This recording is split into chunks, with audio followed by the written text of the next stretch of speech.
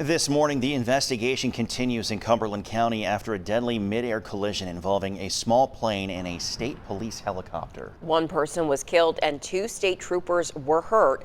Fox 43's Natalie Caranda joins us now at the Carlisle Airport with the latest on what we know this morning.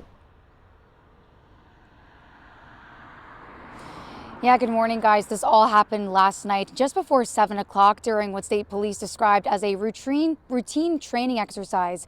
But you can actually see as the sun has now come up right behind me over my shoulder, the helicopter is still on the ground, and you can see people walking out and around the aircraft right now working at the scene and looking over where they are trying to figure out what things are possibly could have gone wrong. This is, of course, where they are starting the process of figuring out exactly what led to that moment of that midair collision. But what we do know is the FAA, it says a Cessna 150 collided midair with that helicopter, the state police Bell 407, which again you can see on the ground over there as people make their way over to that area right at the Carlisle Airport. Now the pilot of that small Cessna plane was killed, and those two state troopers were hurt inside the helicopter. The troopers have now been identified as Corporal Bryce Corman and Trooper Jason Mills. And Acting Police Commissioner George Bivens says for an unknown reason, the airplane veered hard to the right, hitting the helicopter from behind. And both Bivens and Governor Shapiro spoke about this crash last night during a press conference.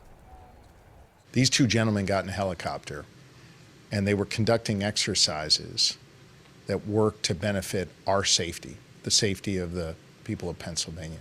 When I say it was a very violent crash, that plane was cut into a lot of pieces, and so, you know, again, a part of the investigation will be ensuring that there was what we believe one occupant.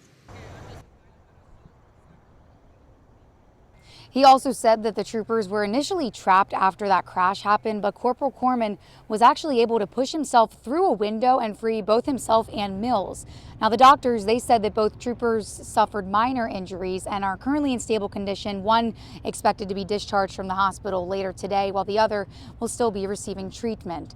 Again, the pilot of that small plane was pronounced dead at the scene, and their identity has not yet been released.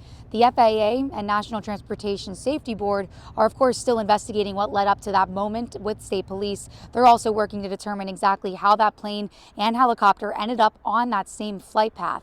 Governor Josh Shapiro thanked the U.S. Department of Transportation Secretary Sean Duffy for helping expedite the FAA's response to the scene. In a statement he posted late last night to X, he says that he's grateful for all the first responders and medical staff that jumped into action. Again, as you can still see, that helicopter is still on the ground over there with investigators working at the scene to figure out what exactly led up to that moment and those two ending up on the same flight path to cause that collision. But of course, all the updates we get, we will have for you right here and on fox43.com. But Jackie and Alex, I'll send it back to you guys for now. All right, Natalie, thank you very much. Judging from the video last night, a lot of people came out just to watch that scene unfold, and I'm sure they're curious about what exactly happened, and we're working to learn more, and hopefully we'll have more for you coming up in the next hour here. Thank you.